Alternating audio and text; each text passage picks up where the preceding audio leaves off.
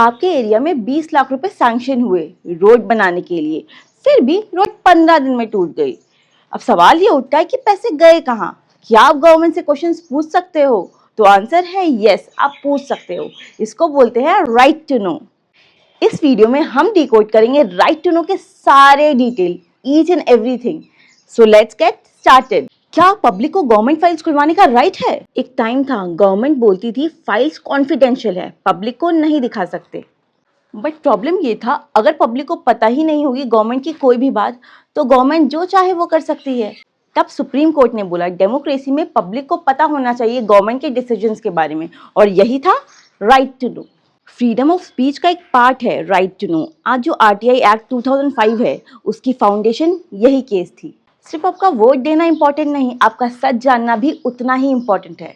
क्या आपको पता था राइट टू नो इतना पावरफुल है? कमेंट में बताइए यस और नो।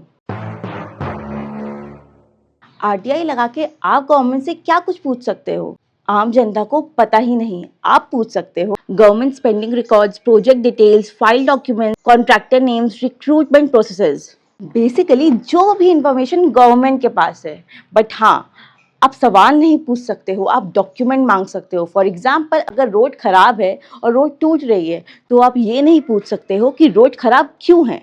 आप डॉक्यूमेंट मांग सकते हो कि मुझे रोड कंस्ट्रक्शन प्रोजेक्ट के डॉक्यूमेंट दिखाइए। लेकिन कुछ इन्फॉर्मेशन ऐसी होती है जो गवर्नमेंट भी नहीं बता सकती, और वो क्या है देखते हैं नेक्स्ट पार्ट में।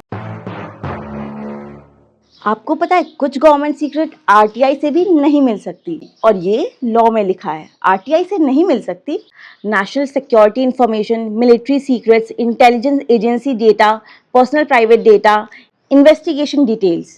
बट एक सरप्राइजिंग एक्सेप्शन, कभी कभी गवर्नमेंट को भी अपने सीक्रेट्स बतानी पड़ती है जब पब्लिक इंटरेस्ट ज्यादा इंपॉर्टेंट हो। अब एक बिगेस्ट क्वेश्चन, आरटीआई फाइल कैसे करें?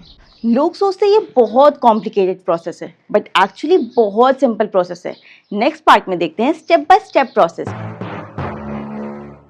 आरटीआई फाइल करना ज्यादा टाइम टेकिंग प्रोसेस नहीं है, कसम से। आइडेंटिफाई डिपार्टमेंट, कौन सी ऑफिस से इंफॉर्मेशन मिल सकती है? Municipal office, police department, education department या कोई और? आरटीआई एप्लीकेशन लिखो इन सिंपल फॉर्मेट, उसमें अपना नाम, एड्रेस, जो भी इंफॉर्मेशन चाहिए सब लिखो। सबमिट आरटीआई 3 वेज है, ऑफलाइन ऑफिस में जाके करो, by post to public information officer, या फिर ऑनलाइन पोर्टल से करो। पे फी नॉर्मली 10 रुपए में बस हो गया।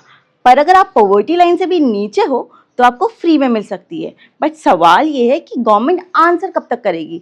नेक्स्ट पार्ट में देखते हैं कि गवर्नमेंट आंसर कब तक करेगी।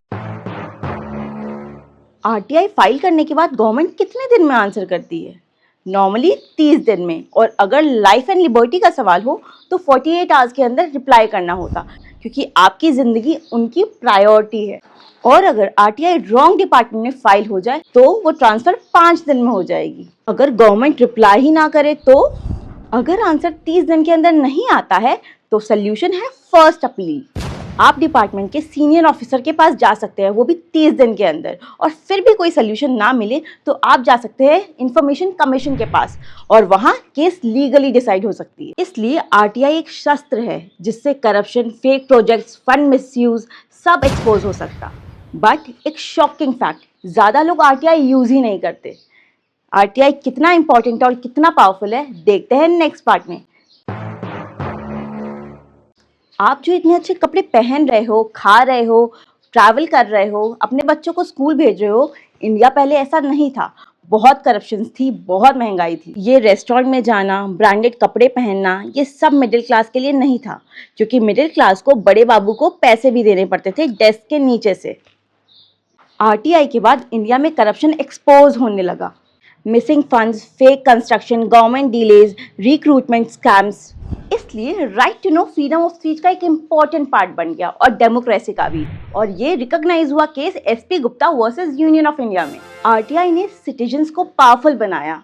अब गवर्नमेंट सीक्रेट्स नहीं रख सकती। अगर आपको लगे गवर्नमेंट ने क्या डिसीजन लिया, पैसे कहाँ गए, प्रोजेक्ट में डीले क्यों हो रही है, तो याद रखना आप पूछ सकते हो। बट सवाल ये है कि आप राइट टू नो को यूज करोगे या नहीं करोगे। कमेंट में बताइए यस और नो।